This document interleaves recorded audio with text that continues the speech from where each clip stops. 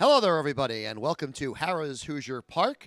Michael Chamberlain and Jacob Reinheimer here on the Road to the Derby. It's the Road to the Derby Challenge. And Jacob, this week we have two of the traditionally bigger prep races, the Florida Derby and the Arkansas Derby. We will be addressing the Grade 1 Florida Derby first. Yeah, really getting down to crunch time now on the road to the Derby. We're getting to these big prep races. $1 million purse coming up in this Florida Derby. And we're going to kind of separate the men from the boys here as we get ready, as we are getting ever closer to that first Saturday in May. Yes, we are. Saturday, May 4th will be here before we know it. We have a field of 11 going postward in the Florida Derby. The 8-5 morning line favorite is the defending Breeders' Cup Juvenile winner Fierceness, who ran third in the Grade 3 Holy Bull in his 2024 debut. Second choice is the 9-horse Conquest Warrior, 3-1 for trainer Shug McGahee. 2 wins in a row. A maiden score at Gulfstream January 13th and backed it up on March 1st with another win. And the third choice is number 2, Hades at 7-2, who won that Holy Bull and is undefeated in 3 starts. I thought the morning line was interesting, getting 8-5 on Fierceness. After that, he was beat pretty decidedly by Hades in that Holy Bull Stakes. So we're kind of going to find out what Fierceness is made of in this spot. I think now the second start of this 3-year-old campaign for trainer Todd Pletcher. Kind of time to figure out if he's going to be a real contender coming Derby time like we thought he was going to be after that Breeders' Cup Juvenile last year, or if he's just a little bit of a pretender. Maybe got hot 1 week last year in November, which was a good week to do it if it is, with that said. But we're going to figure out what Fierceness is this week. I'm kind of leaning towards the second thought there, where I'm kind of against Fierceness in the Florida Derby as we take a look at the picks for this race. And we do agree on number 2, Hades, who, Jacob, quite honestly, I think is a standout in this race. Yeah, and what I found interesting, he went right to the front in that Holy Bull, and it's not like he was just left alone on the lead to just kind of do whatever he wanted. He was being pressured by Fierceness all the way around there, the back half of that race. And in fact, Fierceness kind of headed him around that final turn, and Hades just brushed him off in the stretch. It was really impressive getting down the lane. You know, he was kind of an unknown quantity heading into that Holy Bull, was 2 for 2 and maiden action prior to that.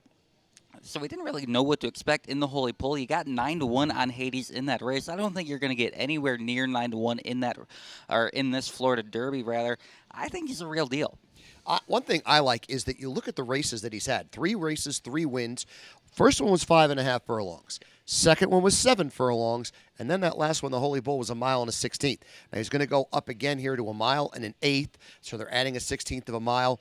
And, he won that Holy Bull pulling away. Yeah. I think that the additional distance is not an issue. And, honestly, if he wins impressively or does run an impressive race on Saturday, I think it really puts him in the higher echelon as far as Kentucky is concerned. Yeah, getting 7-2 on the morning line. We each opt to put a price on the morning line at least second. You opting to go to number 8, Seminole Chief. 30-1 on Seminole Chief, who, okay, I'm going to throw out the Withers entirely. Just an awful race on a muddy track, did not like it, and got bumped at the break, tossed that race completely.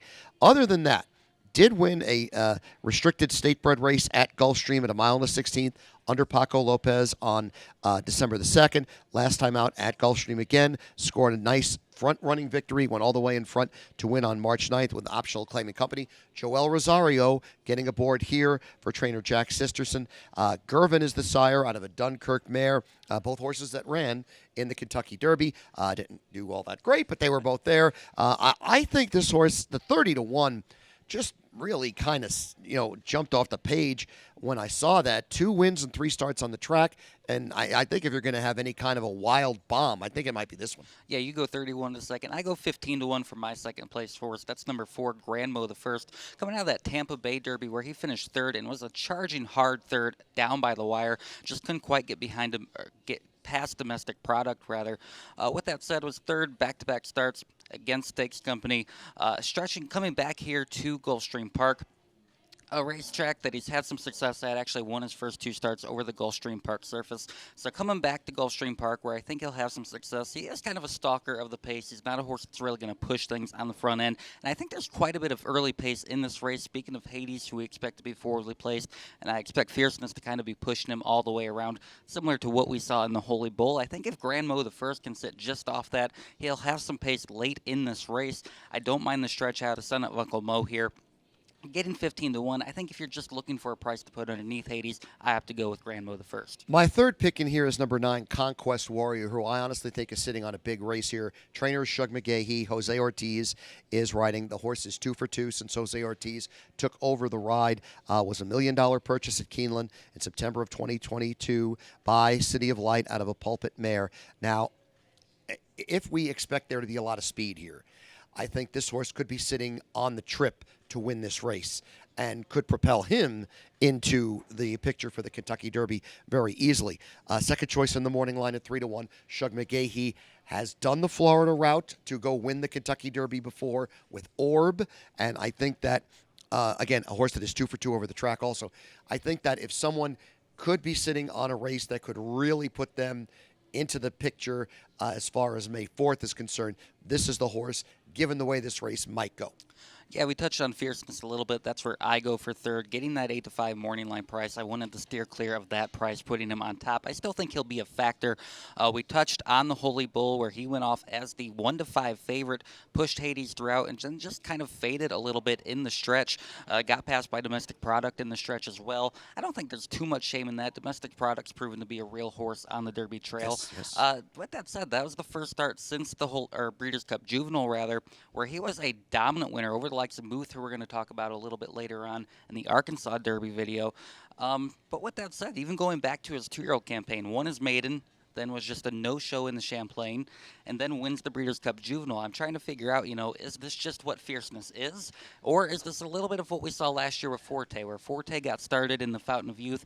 He won the race, but we all kind of thought, well, that wasn't as impressive as we thought it would be. Then he was a really nice win in the Florida Derby after that over the likes of Mage. So I'm trying to figure out if this is just some Pletcher conditioning a little bit, just getting him tighter and trying to get him right at the right time, or if this is just who fierceness is. I just don't like fierceness. I know I got the horse fourth. I mean, I put him on the board, but especially at 8 to 5, I cannot justify 8 to 5 on fierceness off that last race in the Holy Bull. Just for all the reasons you said, and I mean, yeah, okay, yes, he had a big standout race the one day last year where he really needed to have a standout race, absolutely, but. Man, it's really hard to put this horse in this just because what is he going to do? Is he going to go out there and do what he did in California, or is he going to do what he did in Florida to start the year off? It's a mystery horse right now, and mystery horses at 8 to 5 do not pay the rent. Yeah, I had opted to go with one more price just to round out my ticket. That's number 6, Ladambro. I love the sire, Mucho Macho Man, one of my favorite horses to watch race in the Breeders' Cup Classic winner, if I believe so. With that said, coming off his second place effort in the Fountain of Youth, a lot of these horses are coming from the Fountain of Youth. I do think that's a hard race to take some of these horses from. The Fountain of Youth was pretty well destroyed by scratches. It was kind of a weird race. Dornoch won it, but wasn't as impressive as I think a lot of us thought he would be in that spot. The horse that ran second to Dornoch, though, was Ladambro. Just finished beaten just a little bit over length. He's another one, came out of that Remsen, didn't show any fire there. Was second 2 back to the likes of Frankie's Empire in Stakes Company at the Gulfstream as well. So he knows the track well. He's been racing well. You're getting 15 to 1 on the morning line. I think if you're just looking for a price to wrap things up, I have to go to number 6, Ladambro.